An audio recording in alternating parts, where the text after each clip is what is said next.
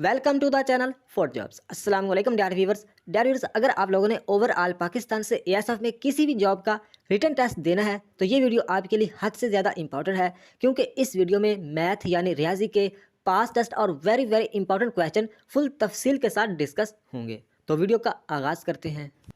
Question number 1, find the average of first and multiple 7। यानी इस question में हमें यह बताना है कि वो कह रहे हैं कि फाइंड द एवरेज ऑफ, यानी पहले 10 नंबरों की एवरेज मालूम करनी है। पहले 10 नंबरों की एवरेज मालूम करनी है और 7 के साथ मल्टीप्लाई भी करना है। तो इस तरह का अगर कोई भी क्वेश्चन आ जाए सेम इस तरह हल करेंगे तो एवरेज का फार्मूला आप शायद आप लोगों को पहले भी पता होगा। एवरेज इक्वल होती है जितने भी नंबर होते हैं उनको जमा करना होता है और उनकी तादाद के साथ उनको तकसीम कर देना होता है। तो सबसे पहले हम क्या करेंगे, जो पहले 10 नंबर हैं उनको हम सम करेंगे, जमा करेंगे। तो पहले 10 नंबर कौन कौन से हैं, 1 जमा 2 जमा 3 जमा 4, यानी पहले 10 तक, यानी 1 से लाकर 10 तक जितने भी नंबर उनको हम जमा करेंगे।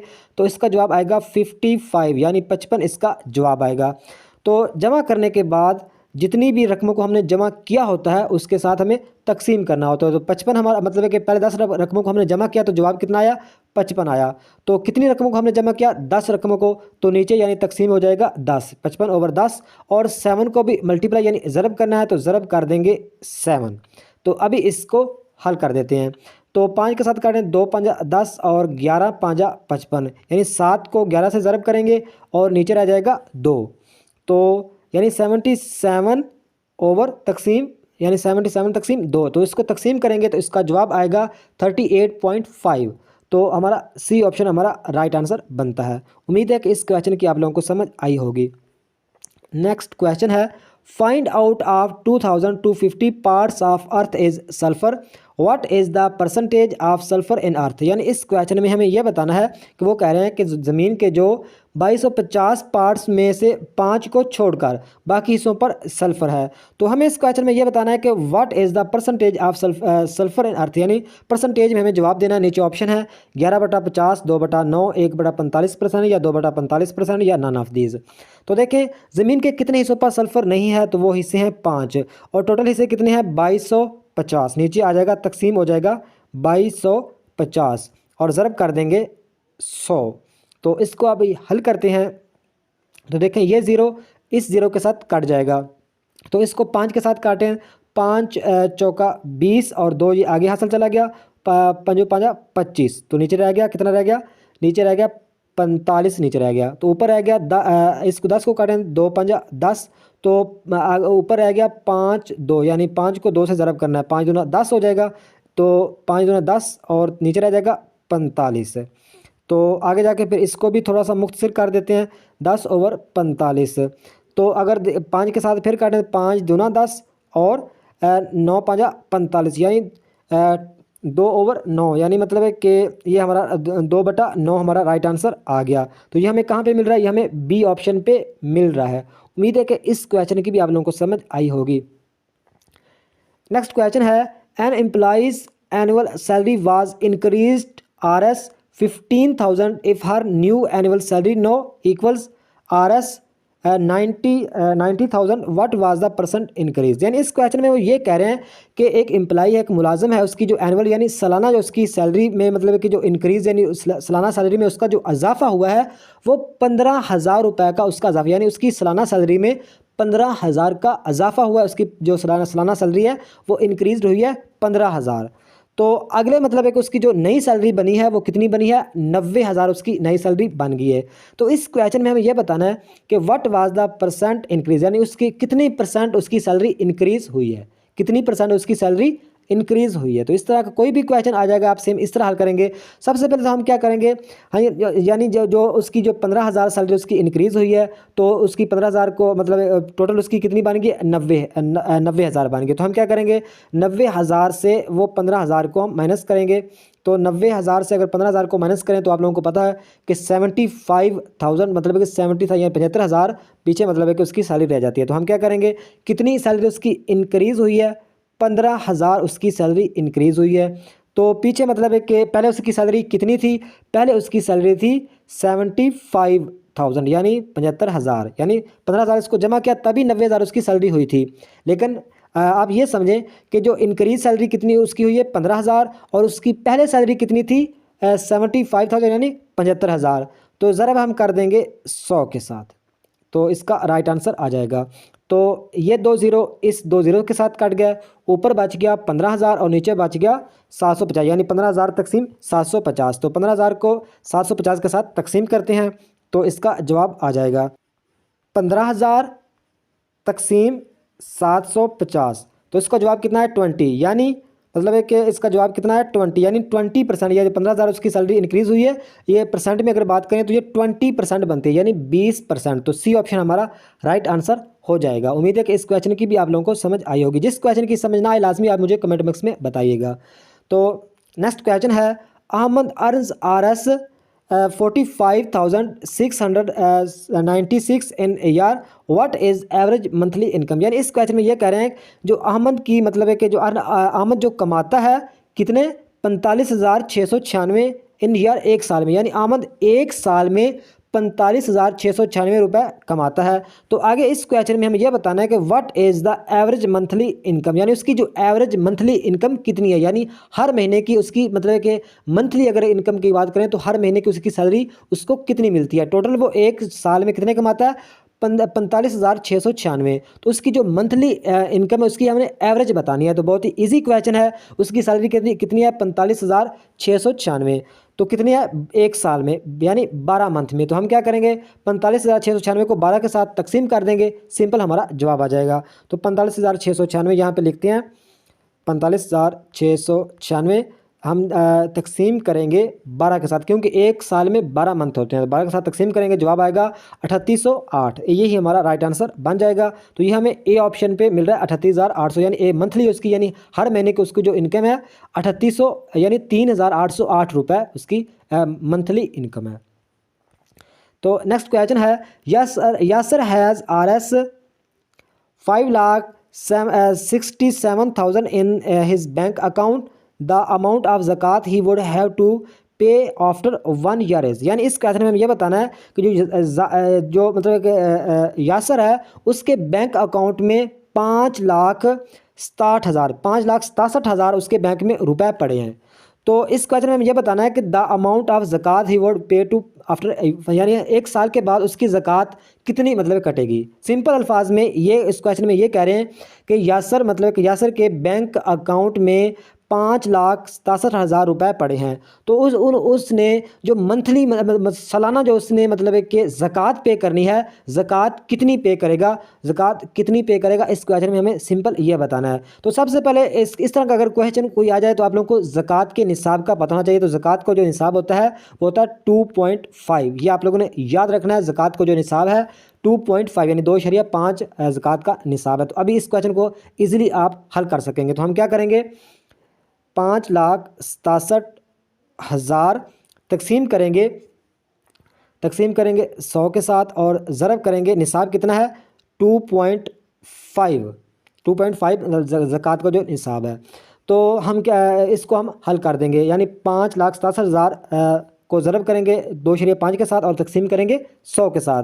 तो यहाँ पे इस कैलकुलेटर का यूज़ कर लेते हैं, लेकिन आप लोगों को कैलकुलेटर का यूज़ नहीं करने दिया जाएगा, इसलिए आप लोगों ने कैलकुलेटर वैसे ही मतलब है कि आपने प्रैक्टिस करके जानी होगी। 5,67,000 तो यहाँ पे लिखते हैं 5,67,000 को ज़रब करना है 2.5 के साथ। उसका जवाब मतलब इसके जवाब को साथ हम तकसीम कर देंगे 100 के साथ तकसीम कर देंगे। इसको जवाब आएगा 14,175। तो डी ऑप्शन हमारा राइट आंसर हो जाएगा 14,175, मतलब है कि वो सालाना ज़कात देगा। उम्मीद है कि इस क्वेश्चन की भी आप लोगों को समझ आई होगी। नेक्स्ट क्वेश्चन है HCF ऑफ 26 एंड 91 इज, यानी इसमें हमें HCF बताना है। HCF 26 का और 91 का। तो HCF की फुल फॉर्म होती है हाईएस्ट कॉमन फैक्टर। HCF की फुल फॉर्म होती है हाईएस्ट कॉमन फैक्टर। तो हमें जो हाईएस्ट मतलब है कि जो कॉमन मतलब है कि नंबर होता है वही बताना होता है। तो HCF के बारे में आप लोगों को शायद पहले भी पता होगा, तो आप लोगों को फिर हल करके भी बता देता हूँ, अगर किसी भी कैंडिडेट को ना पता हो तो वो पता चल जाएगा। तो देखें सबसे पहले हम 26 का HCF मालूम करते हैं। तो इसका HCF मालूम करने का ये तरीका ये होता है कि देखें सबसे पहले हम 2 के साथ इसे तकसीम करेंगे, 2 एकम 2 और 3 दूना 6। तो दूसरा फिर हम ये डायरेक्ट 13 के साथ जाएगा और कोई हिस्से के साथ नहीं जाएगा। तो यहाँ पे लिख देते हैं 13 एकम 13, यानी इसका जो HCF कितना निकला 1, 2 और 13। तो दूसरे का हम निकालते हैं 91 का। तो 91 का HCF निकालेंगे तो 91 का देखें ये डायरेक्ट 13 के साथ ही जाएगा और किसी हिस्से के साथ ये नहीं जाता। तो 13 मतलब है कि 13 यहाँ पे 13 के साथ 13 साता 91, तो फिर 7 को 7 एकम 7 यानी 1 7 13, यानी ये जो 26 का जो HCF निकला है वो 1 1 2 और 13, और जो 91 का HCF है वो कितना, 91 का HCF है 1 7 और 13, यानी दोनों में जो हाईएस्ट मतलब है कि नंबर हैं वो 26 वाले में भी 13 है और 91 में भी 13 है। तो ये 13 ही मतलब है कि हमारा राइट आंसर हो जाएगा, यानी हाईएस्ट जो मतलब एक नंबर हमें कॉमन नंबर बताना होता है, जो दोनों में मतलब दो रकमें हो या 3 हो या 4 हो, उनमें से जो कॉमन मतलब है कि फैक्टर होता है वो हमें बताना होता है। तो कॉमन फैक्टर क्या है, 13 है। 26 वाले में 13 है और नीचे 91 वाले में भी 13 है। तो हमारा आंसर बनेगा बी ऑप्शन 13। उम्मीद है कि इस क्वेश्चन की भी आप लोगों को समझ आई होगी।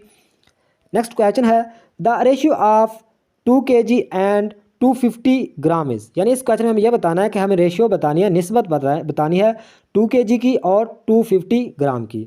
तो आप लोगों को शायद पहले भी पता होगा कि 1 kg यानी 1 किलोग्राम में 1000 मतलब है कि ग्राम होते हैं, ये तो आप लोगों को शायद पहले भी पता होगा। तो 2 kg है तो 2 kg में कितने ग्राम होते हैं, 2 kg में 2000 ही ग्राम होंगे, तो हम लिखेंगे 2000।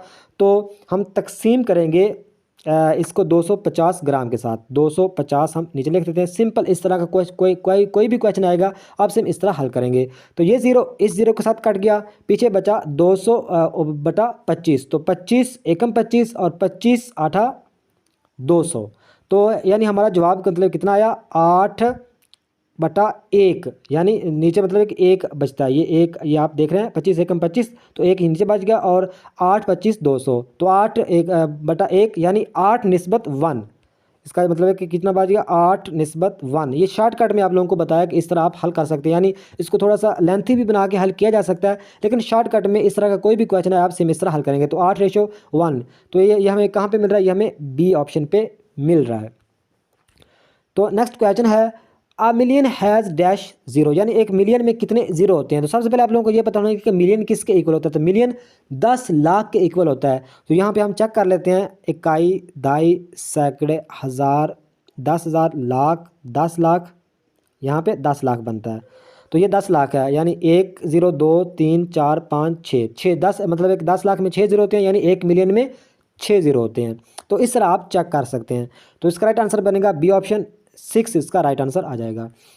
तो नेक्स्ट क्वेश्चन है फाइंड द एवरेज ऑफ 25.7 13 और 232, यानी हमें इस क्वेश्चन में ये एवरेज मालूम बतानी है 25.7 की और 13 की और 225 की। तो एवरेज वाला सवाल हम इस वीडियो की पहला क्वेश्चन एवरेज वाला ही कर चुके हैं, तो आप लोगों को एवरेज का पता चल गया होगा। हम क्या करेंगे, यानी ये जो 25.7 है और 13 है और 225, तीनों को हम क्या करेंगे, तीनों को हम जमा करेंगे और 3 के साथ ही हम इसे तकसीम कर देंगे, यानी मतलब है कि इसको इन तीनों को अलग-अलग, यानी 232 को, 13 को और 25.7 को हम जमा करेंगे। तो जमा करने के बाद इसका जो जवाब आएगा, इसका जो जवाब मतलब एक जितना भी आएगा उसको हम 3 के साथ, यानी ये 3 नंबर हैं, 3 रकमें हैं, तो 3 के साथ ही हम तकसीम, ये 3 रकमें हैं, 3 के साथ हम तकसीम कर देंगे। यानी सिंपल अल्फाज में इनको जमा करना है और 3 के साथ तकसीम कर देंगे तो इसका जवाब आ जाएगा। तो इसका जवाब कितना आएगा आप मुझे कमेंट में लाजमी बताएंगे एग्जैक्ट।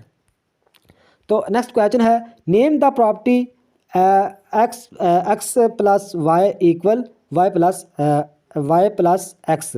तो इसका जवाब आप मुझे इसका जवाब आप एग्जैक्ट याद रखेंगे। ए ऑप्शन राइट है कम्यूटेटिव प्रॉपर्टी ऑफ एडिशन, तो इसको आप लोगों ने एग्जैक्ट याद रखना है। Name the property x plus y equal y plus x, तो इसका जवाब है कम्यूटेटिव प्रॉपर्टी ऑफ एडिशन। तो नेक्स्ट क्वेश्चन है multiplication of number by 100 means adding 2, यानी इस क्वेश्चन में मुझे थोड़ा सा सेंस वाला क्वेश्चन है, हालांकि इस क्वेश्चन में कुछ भी नहीं है। वो कह रहे हैं कि मल्टीप्लिकेशन ज़रब करें नंबर ऑफ 100 के साथ, तो मीन मतलब एक एडिंग मतलब एक जो ऐड होंगे, मतलब ऐड किस तरफ से होंगे, राइट सब तरफ से ज़ीरो, या ज़ीरो जो ऐड होंगे राइट तरफ से होंगे या लेफ़्ट तरफ से। तो आप लोगों को पता ही है कि राइट तरफ से ही होंगे, यानी मतलब एक 2 में अगर ज़ीरो को मतलब एक मल्टीप्लाई के हिसाब से देखें तो राइट से होंगे, यानी यहाँ पे 2 ज़ीरो होंगे। तो ये इसका ए ऑप्शन हमारा राइट आंसर बनता है 0 टू राइट, यानी राइट साइड पे 0 होंगे। तो नेक्स्ट क्वेश्चन है द कॉस्ट ऑफ 8 यहाँ पे मतलब मंथ है 8 month books is RS 950 find the cost of 12 month books. यानी इस क्वेश्चन में हमें यह बताना है कि जो 8 मंथ की बुक्स हैं और उनकी कीमत कितनी है 950 रुपये।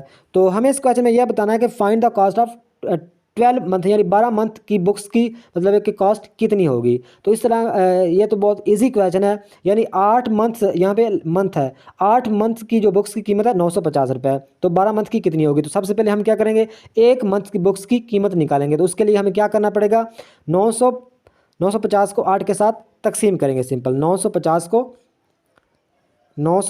को तकसीम करेंगे 8 के साथ तो इसका जवाब आएगा 118.75। तो इसको हम ज़रब कर देंगे 12 के साथ तो हमारा जवाब आ जाएगा 1425।